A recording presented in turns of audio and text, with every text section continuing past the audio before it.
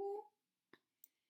Précédemment, on a vu comment le philosophe Peter Singer définit une personne et si on se réfère au chapitre 5 de son livre Questions d'éthique pratique, on voit qu'il argumente pour montrer qu'on peut envisager de donner le titre de personne à des animaux autres que l'humain. On a aussi vu la réponse à un exercice de pensée d'un point de vue kantien la dernière fois. Alors reprenons. Qu'est-ce qui justifierait de sauver un humain plutôt qu'un chien si on était obligé de choisir entre les deux? Et y aurait-il des circonstances exceptionnelles dans lesquelles il serait moralement justifié de sauver le chien plutôt que l'humain? Alors, on va reprendre cet exercice de pensée et chercher à répondre à nos deux questions d'un point de vue utilitariste. Souvenons-nous des principes de l'utilitarisme: l'égalité et l'utilité. Et le critère de la dignité, c'est la sensibilité. Il faut donc maximiser le plaisir et minimiser la douleur, ça c'est l'utilité, en tenant également compte de tous les êtres sensibles qui peuvent être affectés par nos façons d'agir. Ça, c'est l'égalité. Alors, les réponses qui viennent généralement à l'esprit des gens quand on leur pose la question « Pourquoi, d'un point de vue utilitariste, est-ce qu'on devrait prioriser la vie d'un humain par rapport à celle d'un chien? » Les réponses tournent à peu près autour de ceci. Un être humain peut apporter beaucoup plus à la société qu'un chien.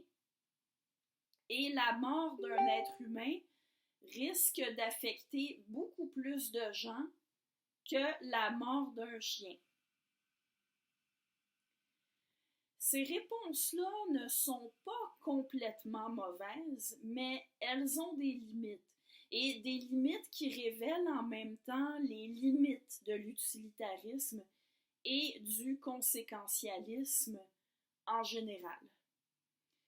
Pour montrer les limites encore plus clairement, je vais cependant commencer par donner les réponses que j'entends souvent à la deuxième question, c'est-à-dire est-ce qu'il existe des circonstances exceptionnelles dans lesquelles ce serait moralement justifié de sauver le chien? Bon, premièrement, on va exclure d'emblée la réponse suivante. Si j'ai le choix entre mon chien et un humain que je ne connais pas, je vais vouloir sauver mon chien. Cette réponse-là, elle ne fait pas que révéler les limites du conséquentialisme. Elle est tout bonnement une mauvaise application du conséquentialisme. Parce qu'il ne s'agit pas d'agir de façon à minimiser votre douleur, mais d'agir de façon à minimiser la douleur pour tous les êtres qui peuvent être affectés.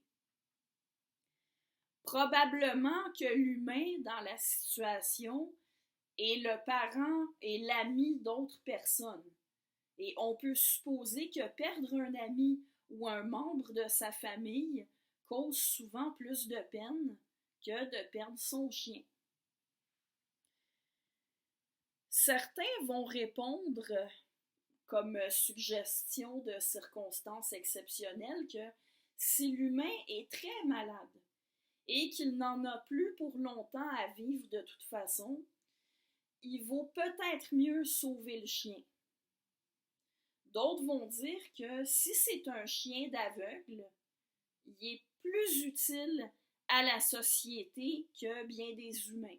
Et ceux qui donnent cette réponse-là complètent souvent froidement leur exemple en disant « Et si le choix était entre un chien d'aveugle et un humain sans emploi? » On voit déjà facilement le problème moral soulevé par ce genre de réponse. Un problème qui consiste à évaluer la dignité d'un humain selon qu'il occupe un emploi ou non. Ça pose certainement un problème moral. Certains, plutôt que d'envisager que le chien soit particulièrement utile à la société, vont envisager le cas où l'humain serait quelqu'un de particulièrement nuisible, comme un dictateur ou un tueur en série. D'un point de vue utilitariste, ça semble effectivement justifié à ce moment-là de sauver la vie du chien, parce que garder en vie un dictateur ou un tueur en série va apporter de la souffrance dans la vie de beaucoup d'autres êtres. Maintenant, ça soulève quand même ceci. Comment sauriez-vous que cet humain est un tueur en série? J'en reviens à un des arguments utilisés pour la première partie de la question. Il faut donner la priorité à l'être humain parce qu'un être humain peut être plus utile à la société qu'un chien. En fait, quand on y pense, cet argument-là s'autodétruit. Un humain a à la fois le potentiel d'être plus utile et celui de nuire beaucoup plus. Un chien ne peut pas devenir un dictateur ou un meurtrier en série. En fait, une des difficultés de n'importe quelle approche conséquentialiste, c'est qu'on ne peut pas toujours prévoir toutes les conséquences de ce qu'on fait. On doit se contenter d'ajuster nos comportements en fonction des conséquences probables, des conséquences attendues. Ce qui ne veut pas forcément dire que c'est une erreur de le faire et que ça discrédite le conséquentialisme. L'approche conséquentialiste permet quand même globalement d'obtenir plus souvent des bonnes conséquences que des mauvaises. Revenons aussi à l'argument selon lequel la perte d'un humain risque de faire plus de peine que la perte d'un chien. Ça non plus, ce n'est pas toujours vrai. Il y a des êtres humains qui n'ont ni amis, ni famille, ni rôle important dans la société. Inversement, il y a des chiens qui sont aimés par beaucoup de gens. Et ici encore, là, ce que je veux souligner, ce n'est pas la difficulté de vraiment prévoir les conséquences, mais un problème moral que pose le conséquentialisme, même si je suis conséquentialiste, je l'admets. Est-ce qu'on doit conclure qu'advenant qu'on ait la certitude dans notre situation que le chien est aimé par beaucoup de gens, alors que l'être humain est quelqu'un à qui personne ne tient, alors on serait moralement justifié de sauver le chien? Je ne sais pas pour vous, mais moi, ça me pose un problème moral d'admettre ça. Même si, à première vue, en adoptant une logique conséquentialiste, c'est ça qu'on doit conclure. Donc, vous voyez, c'est un genre d'exercice de pensée qui révèle qu'on ne peut pas balayer l'éthique de Kant du revers de la main. Considérer que tous les humains ont des droits, peu importe leurs caractéristiques et peu importe leurs circonstances, ça a quand même du bon.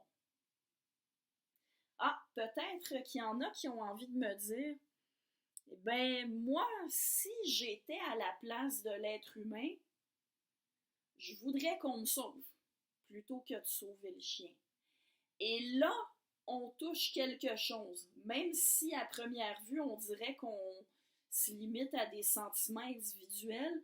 En fait, il y a moyen de faire le lien avec le concept de personne. Pensez-vous qu'un chien peut faire ce que vous faites en ce moment? C'est-à-dire envisager une situation éventuelle dans laquelle il serait en danger et que quelqu'un devait choisir entre le sauver ou sauver un être humain? Est-ce qu'un chien peut souffrir de l'idée qu'on ne lui donne pas la priorité? Bien sûr que non. Et c'est là qu'on voit la pertinence, d'un point de vue utilitariste, d'établir légalement, parce que oui, c'est carrément dans la loi, que si quelqu'un a la possibilité d'assister un humain en danger, il est obligé de le faire. S'il y a aussi des animaux en danger, on doit d'abord porter assistance à l'humain. Et on verra après s'il reste du temps pour les animaux. Ce genre de règles-là, de lois, ça donne lieu pour nous humains à un sentiment de sécurité que les chiens ne peuvent pas connaître. Et ce sentiment-là de sécurité fait partie des plaisirs pris en compte par l'utilitarisme. Parce que je vous rappelle que la notion de plaisir, quand on se rapporte aux critères d'utilité dans l'utilitarisme, c'est une notion qui est très large. Alors vous voyez, même en se plaçant d'un point de vue utilitariste, il est pertinent de faire la différence entre une personne et un être sensible qui n'est pas une personne.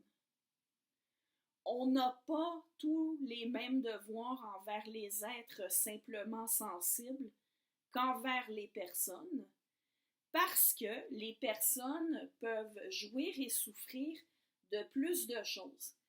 La gamme de sentiments qu'une personne peut avoir est plus large que la gamme de sentiments d'un être sensible qui n'est pas une personne. Dans ma prochaine vidéo, je vais continuer sur cette lancée-là et aborder le concept de spécisme.